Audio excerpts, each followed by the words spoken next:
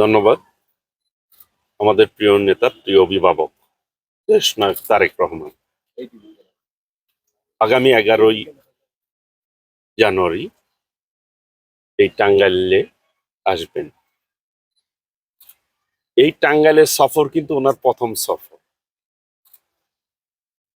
ইতিপূর্বে উনি বগুড়ায় গিয়েছেন, বাইপাসে দাঁড়িয়েছেন, কিন্তু টাঙ্গাইলের এই আমাদের ঐতিহ্যবাহী মৌলানা আব্দুল হামিদ খান ভাসানীর এই মাজার জিয়ারত করতে উনি প্রথম আসবেন।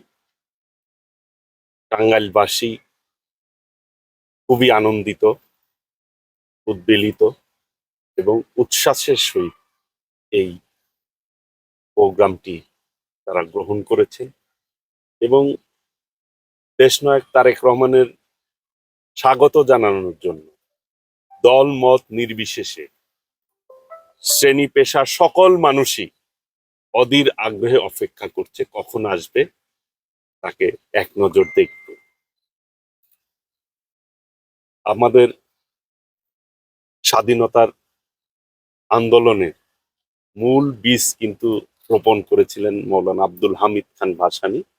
এই কাকমারি সম্মেলনের মধ্য দিয়ে সূত্রপাত হয়েছেন যে স্বাধীনতার ঘোষণা দিয়েছিলেন পরবর্তীতে ৭১ সালে শহীদ রাষ্ট্রপতি জিয়াউর রহমান। শহীদ রাষ্ট্রপতি জিয়াউর রহমান মৌলানা আব্দুল হামিদ খান ভাসানীর মাজার জিয়ারত করেছেন এবং আমাদের প্রিয় নেত্রী দেশনেত্রী বেগম খালেদা জিয়াও এই মৌলানা আব্দুল হামিদ খান ভাসানীর মাজার জিয়ারত করেছেন। আজকে আমাদের নেতা বিএনপির চেয়ারম্যান দেশনায়ক তারেক রহমান তিনিও এই মাজার জিয়ারত করার জন্যই আগামী 11 তারিখে আসবেন। আমরা টাঙ্গাইলবাসী টাঙ্গাইলের প্রবেশ মুখ থেকেই তাকে স্বাগত জানানোর জন্য মহাসড়ক থেকে শুরু হবে, মির্জাপুর থেকে, কালিয়াকুর থেকেই মির্জাপুরের যে সীমানা, টাঙ্গাইলের যে সীমানা, ওই জায়গা থেকে মানুষ দুই ধারে দাঁড়িয়ে তাকে স্বাগত জানাবেন এবং এই টাঙ্গাইল সমগ্র টাঙ্গাইলবাসী ঐক্যবদ্ধভাবে আমরা তার এই আগমনকে আনন্দের সহিত আমরা গ্রহণ করে এবং তার এই আগমনকে একটি, আমি মনে করব, রাজনৈতিকভাবে একটি ঐতিহাসিক দিন হিসাবে থাকবে টাঙ্গাইলের ইতিহাসে। জনগণ, সদরের জনগণ, বিশেষ করে এই এলাকা এমপি কিন্তু মৌলানা আব্দুল হামিদ খান ভাসানী ছিলেন।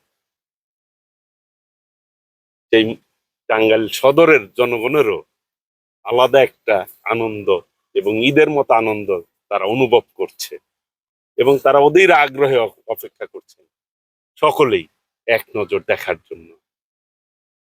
দেশনায়ক তারেক রহমানের স্বদেশ প্রত্যাবর্তনের দিন উনি ৩০০ ফিটের যে বক্তব্য রেখেছেন যে আগামীর বাংলাদেশ সকলকে নিয়ে তিনি শান্তি প্রতিষ্ঠা করতে চায়, ওনার এই বক্তব্যকে সাদরে গ্রহণ করেছেন। বিশেষ করে ইয়াং জেনারেশন, উনি যেই কথাটি বলেছেন যে আই হ্যাভ এ প্ল্যান, একটা পরিকল্পনা আছে ওনার এই দেশ নিয়ে,